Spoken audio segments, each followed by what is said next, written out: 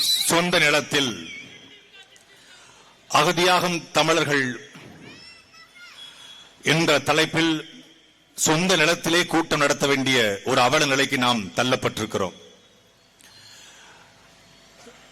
ஒரு வாரம் ஒரு மாதம் அல்ல, கிட்டத்தட்ட 1100 நாட்களாக எங்களுடைய விளைநிலத்தை நாங்கள் வானூர்தி நிலையம் அமைக்க தரமாட்டோம்,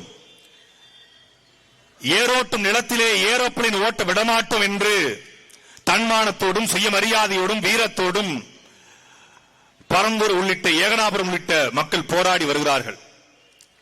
அவருடைய குரலுக்கு வலிமை சேர்க்க நாம் இங்கே கூடியிருக்கிறோம். அல்ல, அரசு விடாப்பிடியா நிக்குது, நாங்க ஏரோப்ளேன் கட்டியே தீர்வோம்னு, ஏர்போர்ட் கட்டியே தீர்வோம்னு. அண்ணன் தான் அந்த கதை என்று சொன்னாங்க. நம்ம ஊர்ல ஒருத்தன் 100 ஏக்கர்ல இடம் வாங்கியிருக்கான். எப்படா இடம் வாங்கினு கேட்டதுக்கு 500 எரும மாடு இருந்துச்சு, அதை வித்துட்டேன் அப்படின்னு இருக்கான். எரும மாடை வித்து எதுக்கு 100 ஏக்கர் வாங்கியிருக்க? எரும மாடை வித்துட்டான். அந்த வித்த காசுல 100 ஏக்கர்ல அருமையான தொழுவம், மாட்டு தொழுவம் கட்டியிருக்கான். அப்ப அவன்கிட்ட போய் அட பைத்தியக்காரா, மாட்டை பூரா வித்துப்பட்டு ஏன்டா மாட்டு தொழுவம் கட்டுற, உன்ன மாதிரி முட்டா பைய கேன பைய கிறுக்கு பைய உலகத்துல உண்டான்னு கேட்டிருக்கான். ஏண்டா எரும மாட்டை பூரா வித்து மாட்டு தொழுவம் கட்ட நானே முட்டா பையன்னா, பிளைட்ட பூரா வித்து ஏர்போர்ட் கட்ட அவன் எவ்வளவு பைய முட்டா பைய? சொந்தமா பிளைட் இல்ல, சொந்தமா வானூர்தி இல்ல, அவன் வானூர்தி நிலையம் கட்டலாம், நான் மாட்டை விட்டு தொழுவம் கட்ட கூடாதா அப்படின்னு கேட்டான்னு சொல்லி எங்க அண்ணன் என்கிட்ட ஒரு 3 வருஷத்துக்கு முன்னாடி சொன்னாங்க. எந்த முட்டா பையல் நினைச்ச அண்ணன் சொன்னான்னு தெரியல. அந்த முட்டா பையலுக்கு உரைக்கிறதுக்காகத்தான் நாமெல்லாம் கூடி இங்க நிக்கிறோம்.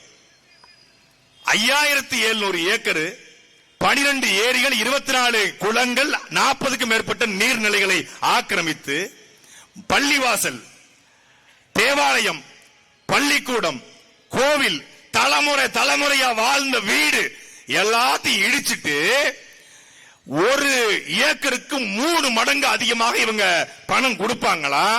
அதை வாங்கிக்கிட்டு நம்ம எங்கேயாவது போயிடணுமா? சரி, நாங்கள் 5700 ஏக்கரை கொடுக்க தயாரா இருக்கோம். அதுக்கு முன்னாடி டிஎல்எஃப் இருக்குல்ல, அதே பரந்தூர்ல இருந்து ஏகனாபுரத்துல இருந்து ஒரு 10 கிலோமீட்டர் டிஎல்எஃப் 500 ஏக்கர் இருக்கு. முதல்ல டிஎல்எஃப் வாங்கு, டிஎல்எஃப் வாங்கிட்டு வா.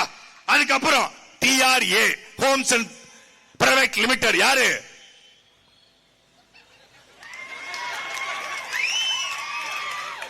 சென்னையில தூய்மை பணியாளர்கள் பிரச்சனை வந்து நிற்பார்ல சேகர் பாபு பினாமி, டிஆர்ஏ அதை வாங்கு 500 ஏக்கர்.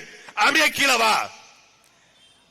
போக்குவரத்து துறையில ஊழியராக இருந்த தேசபந்துன்னு ஒருத்தர், மன்னார்குடியை சேர்ந்த தேசபந்து, அந்த தேசபந்து பந்து மாதிரி 250 ஏக்கர் வச்சிருக்காரு. தேசபந்துடைய மகன் ஹரிஷ்குமார் பேர்ல எந்த ஊர்ல டேட்டாவோட வந்திருக்கோம்ல, எந்த ஊர்ல? தேசபந்துடைய மகன் ஹரிசங்கர் பேர்ல புல்லலூர் கிராமம், பரந்தூர் பக்கத்துல ஏகனாபுரம் பக்கத்துல புல்லலூர் கிராமத்துல 250 ஏக்கர். எப்ப வாங்கினது? 2019. இங்க இருந்துதான் இந்த ஊழல் ஆரம்பிக்குது.